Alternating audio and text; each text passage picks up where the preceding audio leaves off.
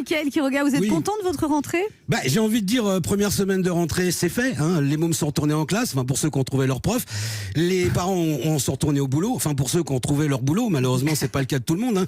Les boîtes de nuit, par exemple, c'est une hécatombe. Beaucoup de gens attendent impatiemment que ça rouvre. Les propriétaires de boîtes, le personnel, les jeunes, Christophe Castaner, tout ça, ça fait du monde. Demain soir, l'équipe de France va retrouver le chemin des stades. Et puis, il y a ceux qui sont retournés au boulot, qui auraient peut-être pas dû. Là, je pense particulièrement aux stylistes de chez Nike. Qu'est-ce que c'est que ces maillots tout nazes qui nous ont pendus pour l'équipe de France de foot? C'est pas beau? Mais bleu avec j'ai une pas bande vu. rouge en travers du torse. Quand on regarde l'équipe de France de foot avec les nouveaux maillots, on dirait les gars de la Sécu incendie. C'est vrai, c'est vrai. Le styliste, il a dit, j'ai du nez pour de la mode. Ça aurait été mieux s'il avait eu des yeux, en fait. Franchement, j'ai de la peine pour eux, et même pour Giroud. Donc c'est.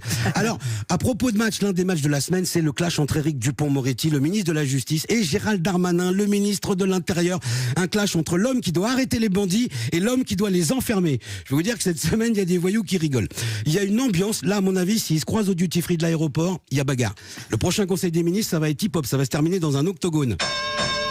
Bienvenue pour ce combat titanesque avec, à droite, 1m68, 57 kg de pugnacité et d'ensauvagement, Gérald non-lieu Darmanin. Et au centre gauche, 1m85, un quintal de conviction et de punchline, Éric Acquitateur Dupond-Moretti. Bon, de toute façon, le président va nous arbitrer ça comme un chef. A priori, ça va être vite vu, comme on dit en ce moment chez Emmanuel Macron, un partout, la balle à droite.